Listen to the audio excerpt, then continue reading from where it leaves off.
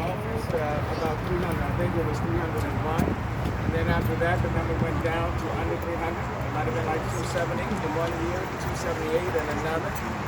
This year, in terms of homicide, that number is at 400. You know, and this has been an exceptional year, 2020. Not just happening in the city of Houston, it's happening all across the country. But the percentage of homicides have gone up dramatically. And that's why it requires now an all-hands-on-deck approach in order to bring those numbers back down. And we will bring them down, okay? But it requires all of us working together to make that happen. And that's why City of Houston, we are partnering with these community groups, partnering with Pastor Derek Muhammad, and so many others. On that Zoom call, for example, you had Paul Wall, you had Slim Thug, Bun B, all of those individuals on the Zoom call, and pretty much all helping to speak to and act on this situation. But there are a lot of needs in our community. There are a lot of people feel as though that they've been overlooked, forgotten, and we need to get inside these communities, on these streets, in these neighborhoods, and let people know that we do care. Okay, and we have to speak to people where they are, and that's why the message becomes so very clear.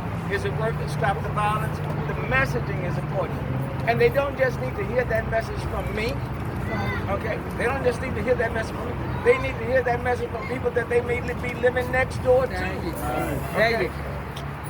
Their relatives, their friends. So it's about getting out there and just doing everything that we can to tell people, look, this is not the right way. Life is not fair. That's right. But let's work together to make it more responsible. Okay? That's good. Well, I'm sorry, I got two more questions for Katie Choice. Houston is only solving 45% of its murders.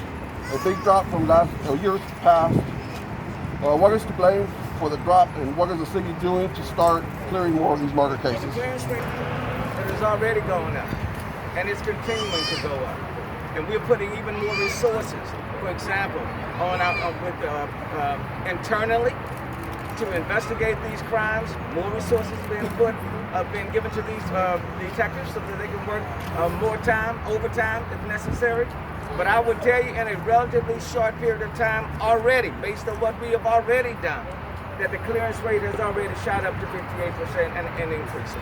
Mayor, when you said that there were a big number or a general estimate, if so, when did we hit 400? That's my One more time. The last time it was about 392, so I'm just rounding it out. Okay.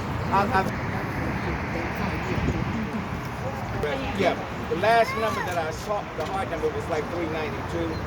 I don't know where it is. That a lot of these homicides are due to a rise in gang violence. Why the surge in gang violence right now? Because there's been a significant increase in domestic violence, okay?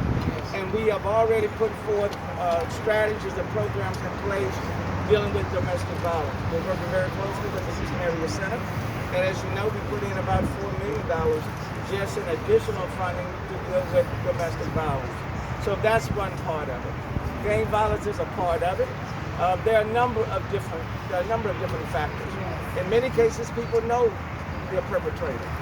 Okay? They're either living with, or they're right down the street, or they're in those neighborhoods. So I think we have to be very careful when we start assigning, to one group. Yes. Because I think we will make a serious mistake. That's right. And then bear in mind, these crimes are all over. All over. They're all over. These crimes are taking place in West Houston.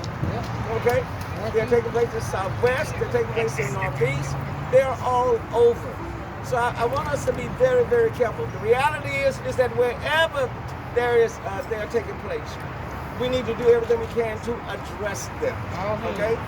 Because let me tell you, with the challenges that people are facing, losing their jobs, losing their businesses, dealing with the stress, social isolation, substance abuse, mental behavioral health issues.